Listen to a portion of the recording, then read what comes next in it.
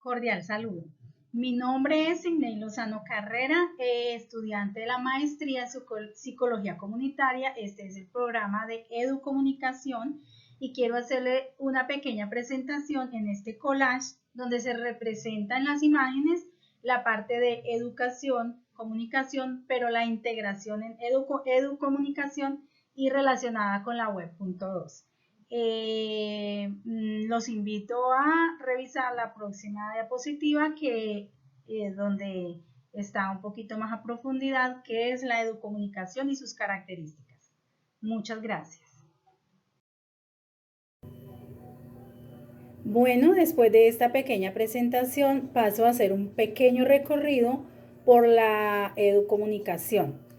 La educomunicación, para ubicarnos en un contexto, esta se da más o menos a principios del siglo XX, años 20, años 30, años 40, cuando la educación era una educación basada en la memoria y en solamente lo técnico. Entonces, como una necesidad de mejorar esto en la educación, se fueron dando unos pasos. Primero, creo que en Francia, Europa, fueron dando pasos para, pues, buscando cómo mejorar la comunicación en la educación.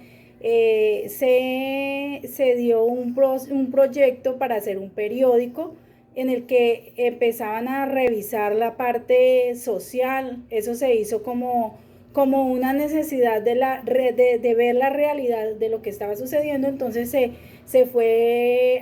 hizo el periódico, y a medida que se iba comunicando lo que estaba pasando en las realidades sociales de las comunidades de esa época. Eso fue transitando y fue poquito a poco modificándose, pues muchos años después, más o menos 20, 30 años, o fue un proceso largo, más o menos para los años 60, 70. Ya los medios de comunicación, ya había periódicos, ya había radios, ya había muchos medios de comunicación masivos en los que pues estaba inmerso acá todo el sistema político, económico, cultural, social. Todo esto también tuvo influencia en la parte de la educación y de los medios de comunicación. Entonces aquí muchos autores, ya tiempo después, ya para los años 80, aparecieron autores, y ya en América Latina ya llegó la ola de los medios de comunicación en masa. Por ejemplo, la televisión, revista, periódico, todo esto que en esa época era la tecnología. Entonces eso apareció ya en América Latina, donde hubieron congresos donde se hicieron reuniones, donde se hicieron y se conectaban pues, con los otros países del mundo, para ver cómo iba a funcionar cómo fusionaban o cómo integraban la educación y la comunicación, hasta que ya por los años 70, 80, ya estuvo estandarizado, ya hubieron incluso leyes que lo acreditaban. Entonces se fusionó la educación y la comunicación, y salió el término educomunicación, como una fusión integral entre lo educativo y lo comunicativo, que tenía muchas funciones, muchos objetivos. Pero bueno, vamos aquí a dar una pequeña de varios autores. Por ejemplo, está Parisi, está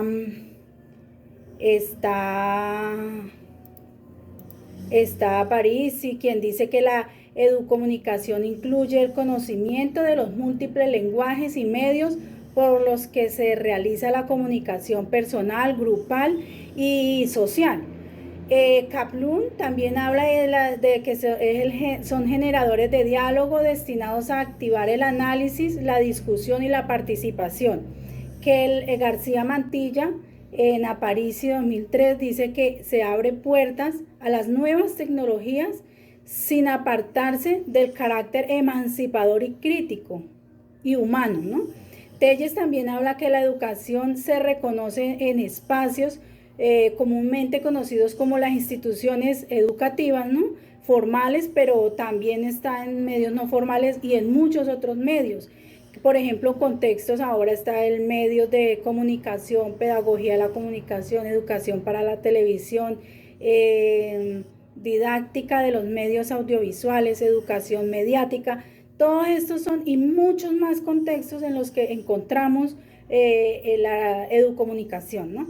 Pero la educomunicación también parte a partir de esta época de los 80, 90, parte de también está fusionado con la comunicación con la interacción en la web.2, ¿no?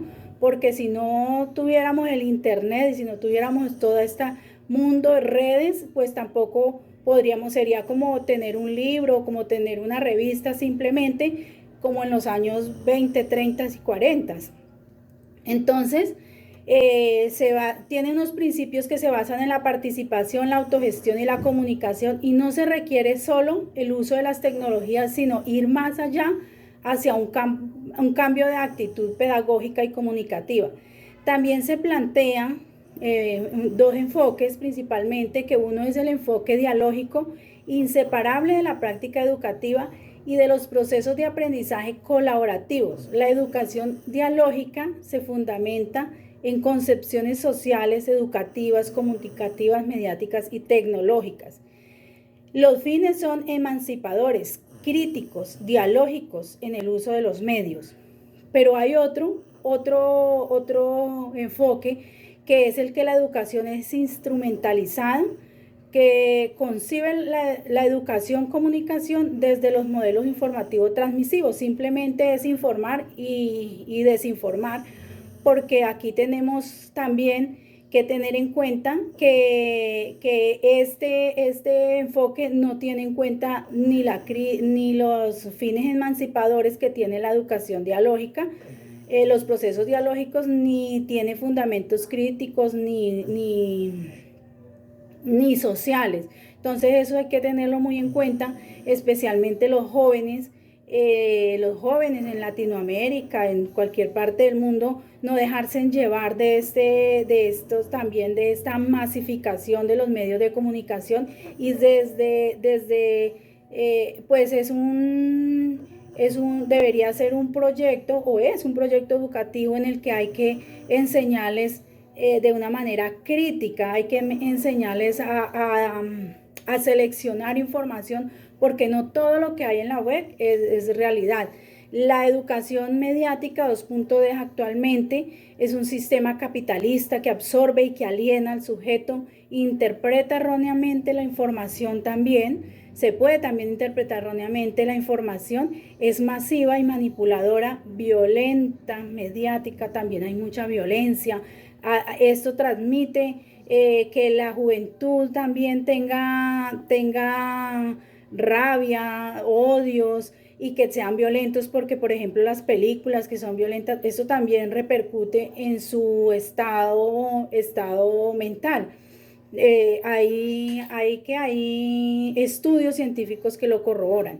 Los jóvenes deben aprender a interpretar, a seleccionar, a preguntarse para qué sirve este conocimiento, qué es lo que estoy aprendiendo, qué es lo que estoy viendo, qué es lo que estoy escuchando y para qué me sirve, para aprender a ser críticos.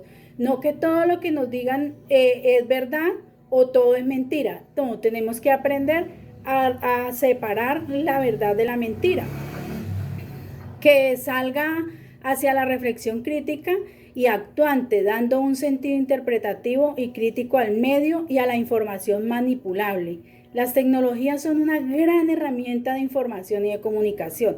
La educomunicación debe prestar atención a estas nuevas formas de aprender a través de la web y estas nuevas teorías del aprendizaje, en algunos casos para cuestionarlas y en otros para potenciarlas, pero siempre desde un planteamiento reflexivo, crítico, con el fin de incidir en la realidad para transformarla y mejorarla, que ese es el fin último de la educomunicación y pues de las tecnologías. Muchas gracias.